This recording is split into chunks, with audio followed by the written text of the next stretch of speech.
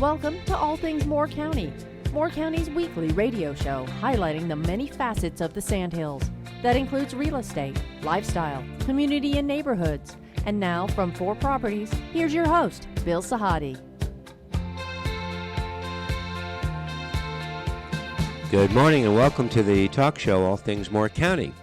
Dorothy, how many times have I said to you or have I mentioned to guests how we're inundated with information online? Oh, I can't count that high. Well, politics, how-to segments.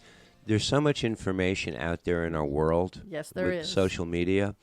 But now it's getting to a point where it's becoming very difficult for me to read the news, to look at a social media post, whether it be on sports or politics or products that are being sold.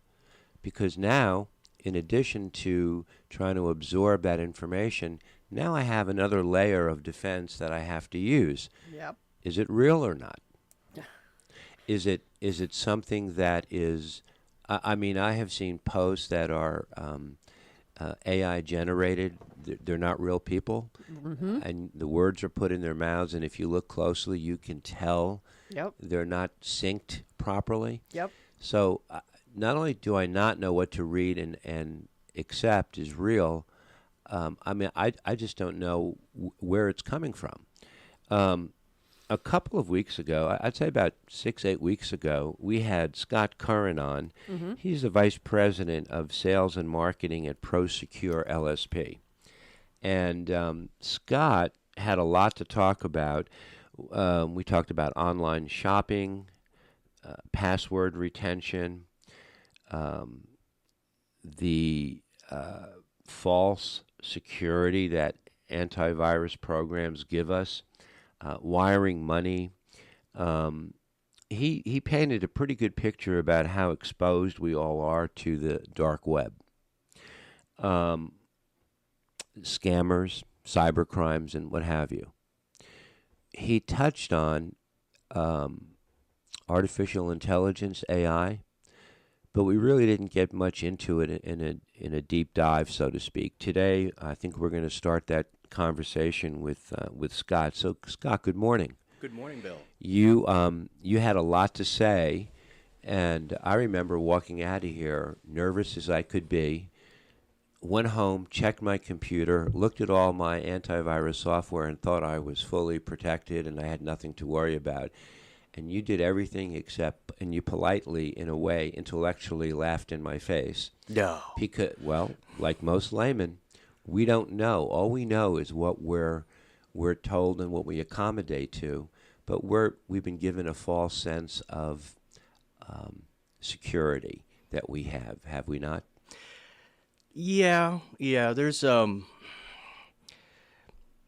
I equate it to humans are very adaptable. Yeah. So we do what we can do, and we adapt to the circumstances. So there being nothing better than what we can buy or download for free, like antivirus, or use a VPN or what have you. Not having anything better, we just kind of deal, and that's what Prosecure LSP that's what we changed.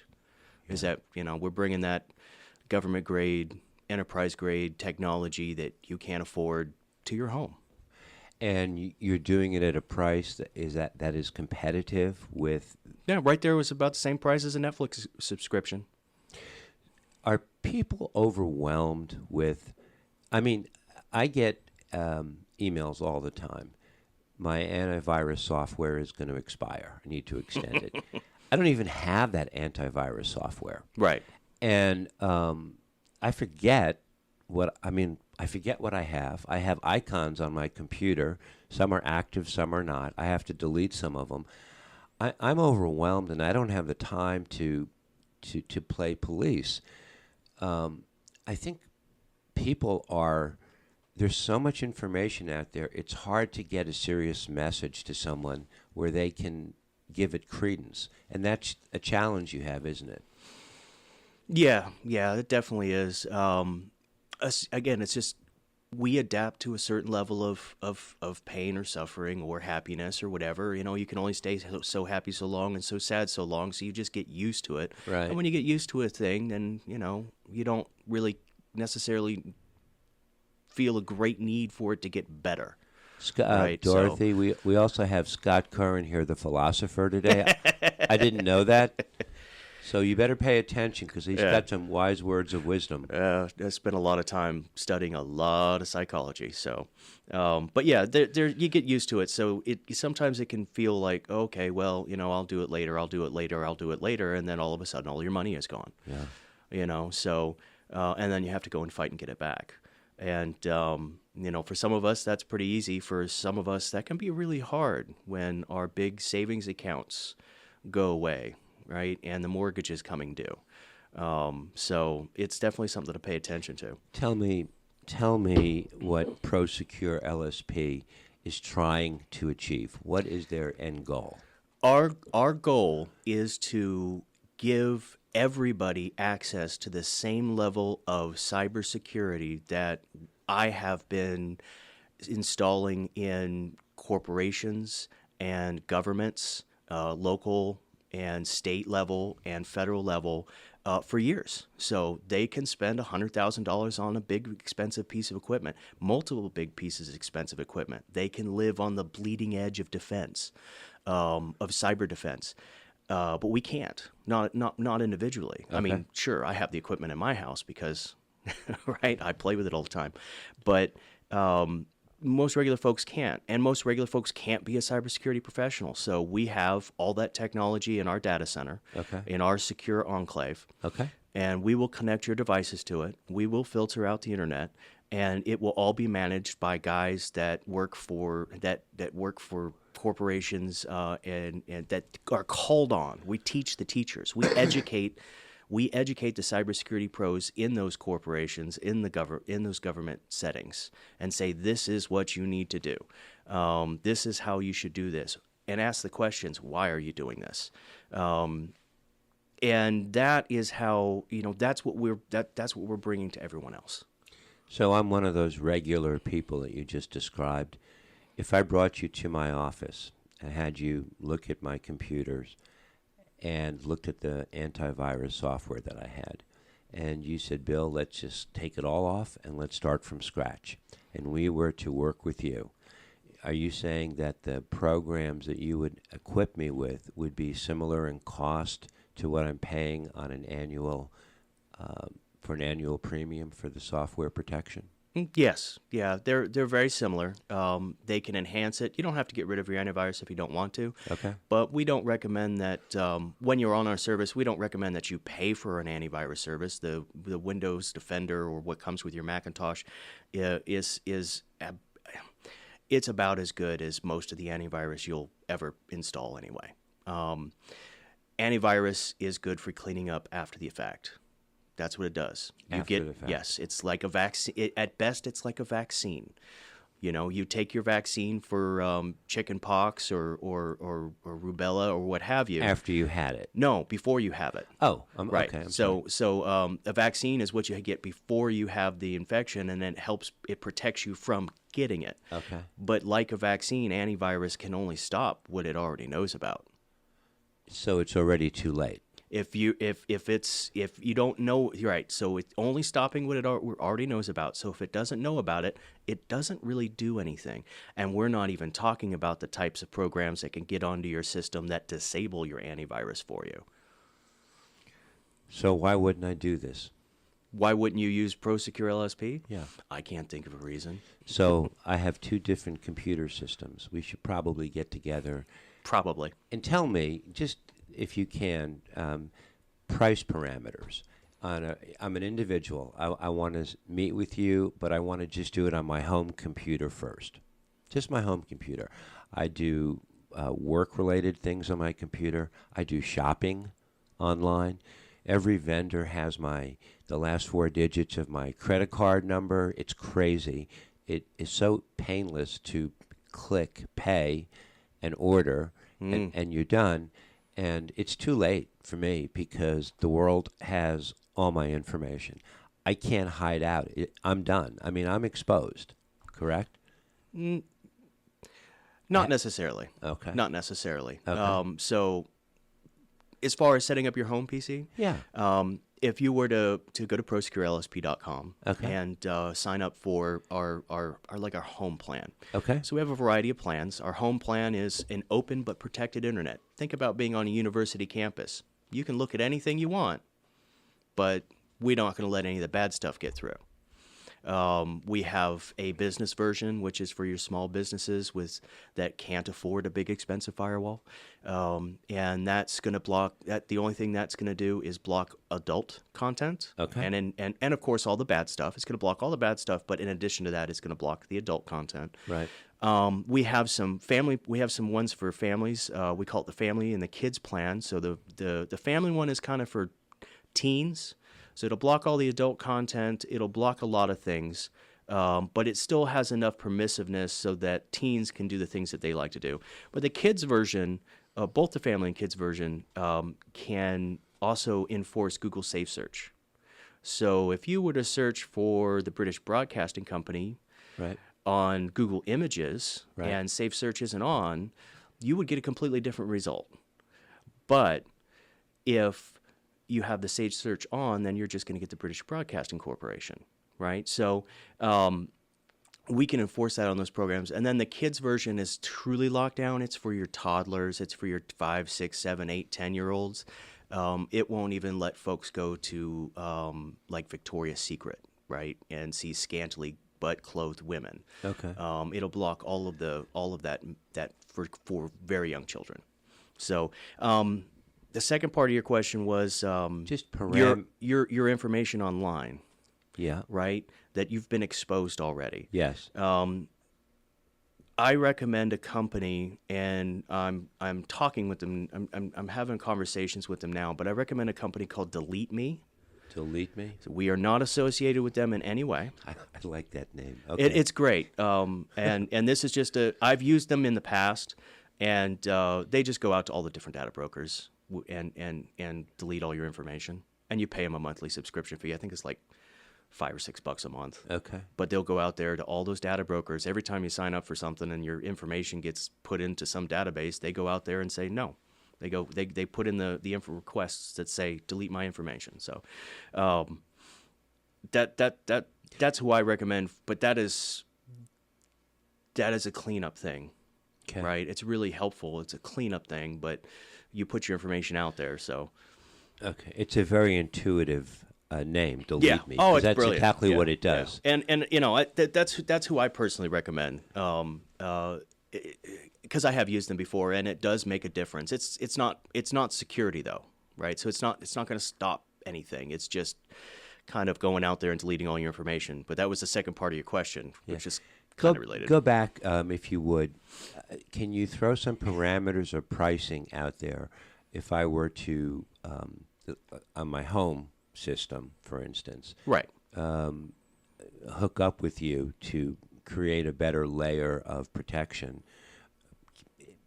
How much a year, roughly? I'm not going to pin you down. Yeah, no, that's fine. I can tell you, it's right there on our website. So it's $14.99 for the home version. $14.99 per month for the home version. Oh, that's dirt cheap. Yes.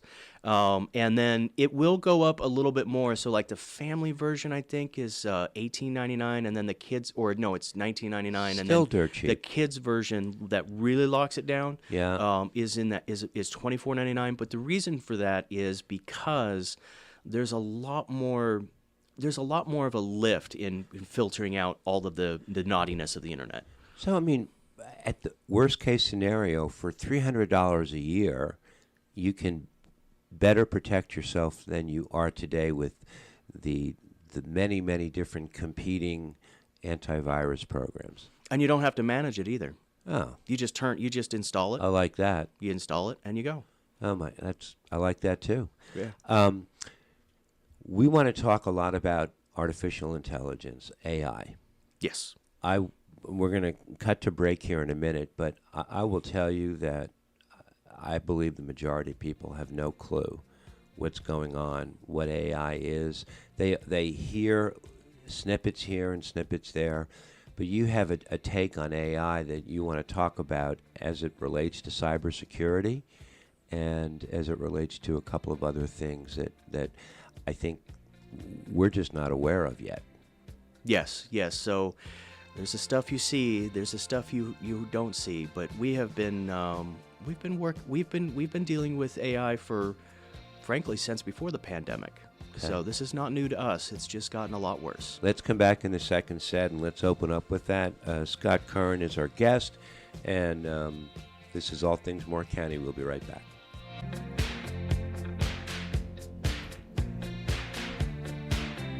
Welcome back to All Things Moore County. Scott Currin is our guest. He is the Vice President of Sales and Marketing for Prosecure LSP. We ended the first segment just starting to talk a little bit about AI. And as I said, I think so many people in the public hear about it. They can identify it, but they don't really understand it. You can put me in that group. I guess my first question is, can you give us a Cliff Notes version, like AI 101? What big picture, what is it? And then I want to talk about some of your concerns. AI 101. Okay. 25 words or less. 25 words or less. AI is artificial intelligence. That's 25 words or less. There you go. Everybody knows what that means. I think there's a lot of stuff out there that seems really, really scary. You see the whole Terminator aspect and the Skynet and how it's, and everyone's afraid of the whole general artificial intelligence, which is something to be concerned about for sure. In this context, AI is... It's interesting. No, that's not right. AI is something to be both afraid of and excited by. To embrace. Yeah, so something to embrace. There's so much that it can do, and there's a whole lot of misunderstanding around it. So if we think about anytime some new revolutionary product comes out, there's a whole hype cycle to it, right? It looks really interesting. Everyone gets hyped up about it. Everybody puts expectations on it that don't really exist. And then everybody realizes what it actually is. And then people start to adopt it. So if you really wanted to get into a history of AI, Wikipedia is probably your best bet. It's a long history going all the way back to the founding of the digital era. It goes really far back if you want to get philosophical about it. Today, most of what we're seeing is image generation and large language models. So large language models are a kind of a black box. The easiest way to understand how they work in the background is they've consumed the internet. They've consumed all of our writing. They've consumed everything that we do. And they've created kind of a probabilistic model of when this word is with this word, then this word will show up next. That's a very simplified version of what it really is. And that's why you end up with a lot of derivative work that comes out of it. Image generation is... it's amazing, but I don't really understand what's going on in the background of that stuff. Can you but give it me works. an example of the image generation that people could relate to? Oh, sure. So recently, you may have seen the F-18 fighters or the EA Growlers, the Navy jets that kind of wrecked into each other in Idaho. Right. I didn't believe that was real when I first saw it. Okay. And the reason I didn't believe it was real was because there's so many images being generated that look like that. And if you looked at the way the fighters flew, right, after they kind of stuck together, it looked fake, right? So that's the level that they can get to. They can make things look real. If you really want to see a lot of really great AI image generation, just search Iran on X or Twitter, as it's called X now.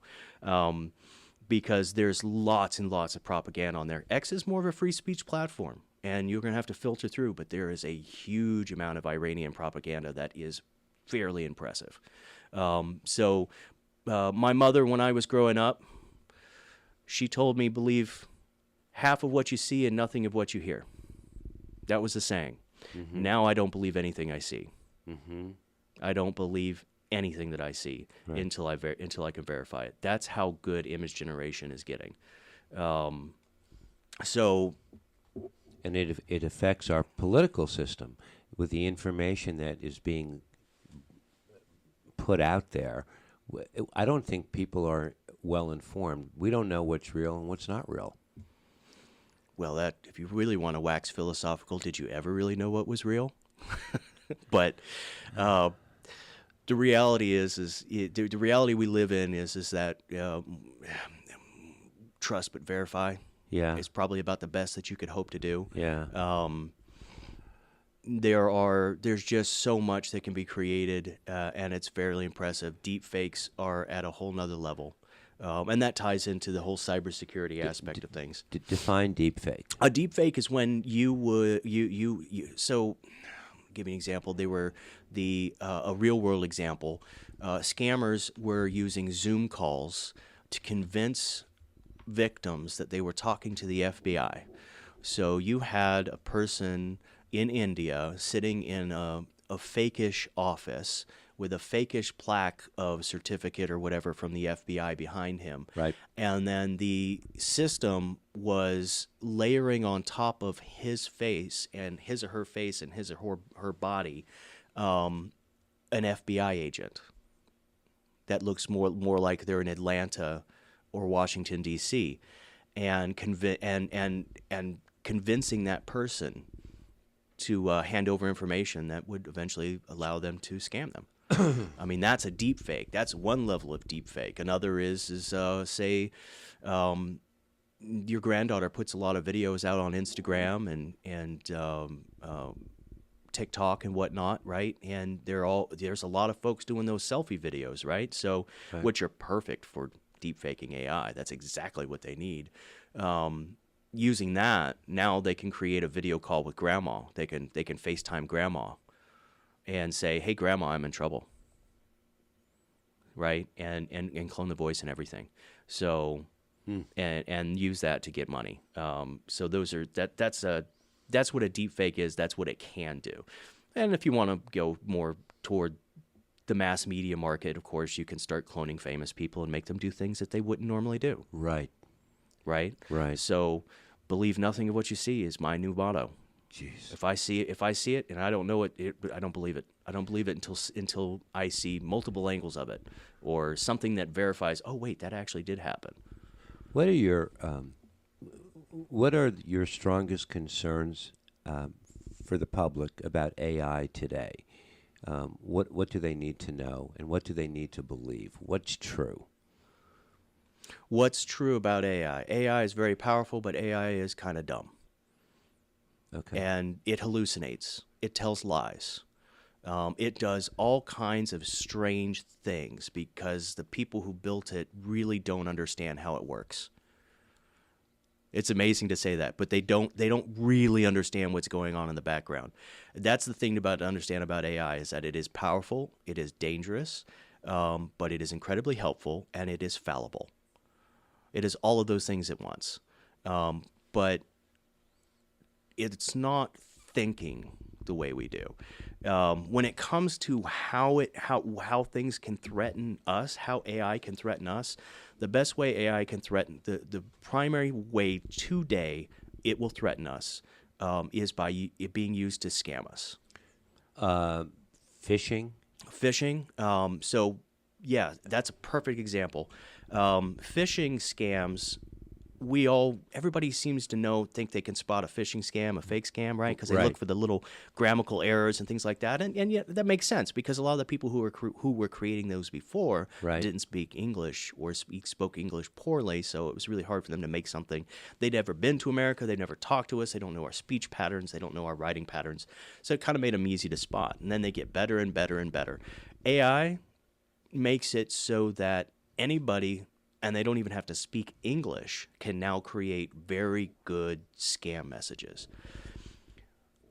There's a concept in the corporate side of security called spear phishing, and that is where you pick a target, say the CEO of a company or the CEO's assistant. You find all the information you can about those two people, and you craft messages specifically for them so that perhaps you're the CEO, you're impersonating the CEO while you're emailing the assistant and saying to the assistant, hey, I need you to get 5 $100 gift cards and email them, digital ones, and email them to this email address as a gift. Mm-hmm. And then the company just lost $500, right? Right. So that's a real world example of spear phishing. AI is going to enable these people to do spear phishing at scale. What does that mean? That means that I'm going to have an AI system scrape the internet of all your data, including the stuff that we were talking about that's in the data brokers that they pay for. They're going to scrape your social media profiles. They're going to scrape every piece of public identifiable, anything they can about you. And then they're going to use that. The AI will then use that to craft the message specifically for you, specifically to scare you, scam you, get you to do things you're not supposed to do, get you to click on a link that ends up downloading ransomware, whatever it is. And they're not going to have to do that on an individual basis. It's just going to be an AI doing that to millions of people at once. Oh, God. You know, the takeaway, I feel powerless, completely powerless. I delete 50 to 75 emails a day. I might guess 20 from American Express that I know. I just delete them. They're all wrong. They're telling me about monies that I owe or monies that have been spent, blah, blah, blah. I just don't worry about them because I delete them, and if something was really important, they would call me. That's fair, right? The IRS is never going to Right. They're never going to call you on the phone and say, hey, you need to pay your back taxes. So a lot of times, if trust none of it. Yeah. If something looks suspicious or someone's... Just delete it. Yeah. One of the great scams going around right now is people calling from the fraud department at your bank. Right. Right? Right. Trying to convince you to do stuff that you're not supposed to do. Right. Just ignore them. Yeah. And call your bank's phone number. Hang up and call your bank's phone number. Go to your, don't just you cannot trust any of it anymore. Okay. Okay. I'm going to start between this set and the next set. I'm going to take some happy pills here. I'm going to prop myself up, Dorothy, because I'm going to get ready for this information. Because every time he gives me information, it's like a hammer's on my head, pounding me down just a little bit, an inch at a time. Well, but it's so much to think about and worry about. Scott Currin is our guest. This is All Things Moore County. We'll be right back.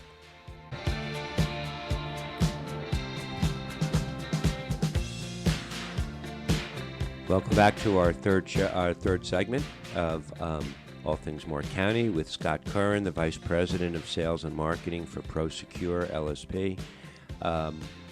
Scott, I think the amount of information you have to share is plentiful. It's confusing because so much of the language, when you're discussing concepts like AI, has verbiage that a lot of people aren't used to hearing in sentences. It's weird. You know so much. But I think what we should talk about is maybe doing a series of shows. Maybe we can call it the AI Hour, or with Scott Currin, something to that effect, because I think you have so much to share and people need to hear it. Sounds like fun to me. You would do it? Yeah, sure. Yeah, and we can pick specific topics and do a deep dive on those topics because the strokes that we're painting are so broad right now. I think it's hard for me. How about we'll use me as an example? It's hard to assimilate it all in just one conversation. So with our customers, Yeah. We like to say that's drinking from the information fire hose. Right. You can only take it for so long, Right. and then you have to stop. Right. Because if you consume any more, you won't be able to really digest it or understand it. It's no different than me showing a client 8 or 10 homes in a day. Well, by the end of the day, they're so confused. Which home was that? Oh, that was the one with the red door and Exactly. with the cat that ran out. Oh, now I remember. It's too much information. Right. But let's get together and do that. We were talking about some of your concerns in the here and now, but you refer to AI-powered hacking as the digital nuclear bomb. So I need to first ask you, AI-powered hacking. Talk to me about that and tell me, because this is something you see down the road or something you see today. This is something coming soon. And tell me what it is. So it's actually something that's already been happening out in the wild. So when we think about the way when you and I and regular folk, everyone else, right, we all have our specialities. But when we think about hacking, we think about a person behind the computer. Mm-hmm. They have a specific target in mind, and they're doing all kinds of fancy technical things with lines of code and this, that, and the other to try and get into something that's really hard to get into. That exists, but it's very targeted because it's very expensive. It's a very technically capable person picking a particular target. So you can think about the big black box in Maryland, the NSA, when they're all, and the CIA and other nation states, the Russians, the North Koreans, when they're specifically targeting something, this is nation state level hacking. This is direct human interaction with machines to break machines. This is not something that comes after regular folks. They don't regular, there's not a person on the other keyboard coming after everyone, all us consumers for our $150 or a couple $1,000. That's a machine coming after you. AI-powered hacking was just used last week to crack into some Mexican government services. A couple of water plants and things like that. I think okay. You remember hearing that in the news. I do. That was that's what the power is. It doesn't really change how the hacking is done. It changes how fast it moves and how much of it you can do. So instead of having a team of 10 guys or gals trying to break into North Korea at CIA, now they have one guy managing 10 machines, 10 AI machines doing the same thing. So it's a scale. That's what's dangerous about it. The attack in Mexico normally would have taken 6 months. They did it in 6 weeks. What's coming is now that these models are proliferating and hardware is proliferating, there's going to be groups out there, cyber criminal groups, that are going to use it to attack us at mass. So instead of attacking a government entity, now we're going to attack several million people simultaneously. Okay? A couple of, I think last month, Anthropic, or however you say it. Anthropic, they made some headlines because they have a particular model that will really attack software at the code line level. So you think a lot of the software out here has millions of lines of code.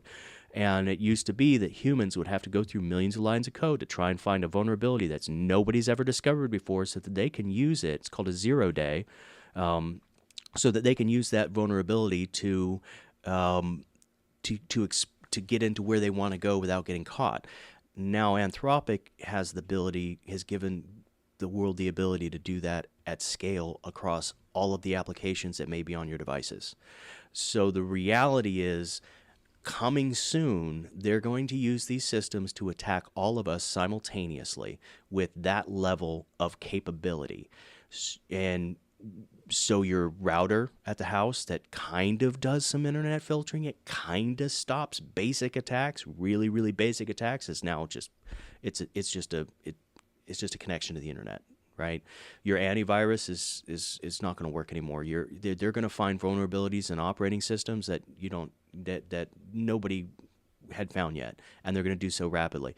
They'll get one piece of malware onto a network, and then they'll exploit the entire thing.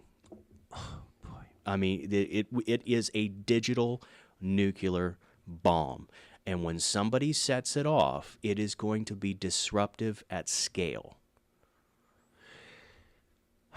Is this? I've heard of our vulnerabilities here, where our electric grid could be shut down, Is that the same type of hacking? Somebody would have the power to do that? It would be that level of hacking applied to everyone, not just Right. the electric company. Oh, Yes. wow. And there are many stories that I can't tell about electric companies that I used to do a lot of work with. But they are harder now than they were 10 years ago when I first started working with them. So we're a lot better off than we used to be. If the electric companies and some of those critical infrastructure were at the state they were 10 years ago today, we'd be screwed. So they've done well to get ahead of that. But yes, that kind of what AI powered hacking is that level of hacking, just targeted at hacking, but at a scale and against everyone. What, if anything, is being done to anticipate and combat this? So we're using a lot of AI models inside of critical systems. Yeah. I should say AI models. That's not right. AI-powered and machine learning technologies to help fight those things. Right. We're actually at our parent company where I do this for the corporations and for governments. We are literally on the bleeding edge of using technology that can detect the initial infiltration within seconds and then isolating it. And that is fairly new technology. I don't want to get too complicated in it. We do use that same technology in the Prosecure LSP, the CyberGate service that we provide that you can have access to. Right. So there's a lot of stuff that's being done at that level but it's always a game, right? You can't outrun the bear. But if I keep my shoes tied, I can outrun Jimmy, right? So it's being harder than everyone else, right? And unfortunately, small businesses and individuals are naked. They're effectively naked on the internet. They don't have anything between them and the internet. Right. They don't have anything that's going to detect these types of things. They just have antivirus that really hasn't changed since 1996. Right. I got to go back to something from the very first set. I meant to ask you and I didn't. Installing your system on a small business computer network or a personal home system, will the installation of that system slow the system up? No. At all? No, actually, it does far less than antivirus ever will. Because I don't know if you some of those systems, you turn an antivirus scan on and it just kind of goes bleh, right? Your computer just dies. All of that's happening in the secure enclave, our data center, and it's not happening on your system. We're filtering out at line speed, so you surf the web as you normally do, and then when something threatening comes across that line, we just reach in and pull it out and keep it from reaching you. Okay. Is there any notification that's happening or no? No, but we're creating reports and things like that. So we're not. Antivirus loves to tell you how it's helping you. Right. It's always popping up saying, "Hey, I blocked this and I blocked that and this, that, and the other," and it's like, Yeah. the reason why it needs to do that is because it barely does anything. Yeah. Right? It's why am I paying for it? So we do reporting. And we will send reports out to our customers and say, hey, we did this, but we're not popping up on your computer annoying you. We'll send you an email. You want to read it? Read it. Yeah. You can see all the things that we do. Yeah. There's so much stuff. I'm so defensive when I get on the computer these days. That's a good plan. Well, I'm like you, trust, verify, but, trust but verify. And don't believe anything you read. All these threatening emails I get, they used to scare me. Today, I'm just numb to them. I just delete, and I get them off my system. And I say, if this is important, they'll show up at my door or they'll call me. And so far, nothing. American Express has said I've violated I don't know how many things, and I've ignored this and I've ignored that, and that my card has been stolen and there have been charges made on it and you're responsible, but I just hit delete. I look at my bill, nothing has changed. Yep, that's a good plan. So, but it's when we get scared, Yep. when we're tired, Right. that's when they get us. You can make mistakes. You know, when Yep. we're calm and we see all those things, you're like, oh yeah, delete, delete, delete, delete, delete. But you're stressed out because Yep. you're in the middle of high school graduation with your grandkid, or something else has stressed you out. You've been watching the news, whatever. Then that's when that pops up, and that's when it's like, oh my God, I got to do something with it now. Right, And that's right. You and make a and mistake. yeah, and that's kind of where we step in. So when you click on that link because they got you at the right time, Yeah. we just block that link so Well, that you don't get scammed. Let's do this. Let's set up a time to come to my office, and let's put your system on my business computer. Absolutely. To start. We have to cut now. We're going to have to set up something. Scott, if people want to reach you, where do they go? The best way to get a hold of me is at ProsecureLSP.com. So Right. that's our website. You can see our different plans. You can sign up. If you'd like to talk to me personally, you can call me on the line, company line. It's on the website. It's also 833-723-3101. Okay. I'm going to pull up my pants, my big boy pants, and I'm going to get tough, and I'm going to repel all this stuff that's coming in until the next time you and I get to talk. Absolutely. Scott Currin, thank you for coming and talking to us about AI and how our world is changing. This is All Things Moore County. Have a great week.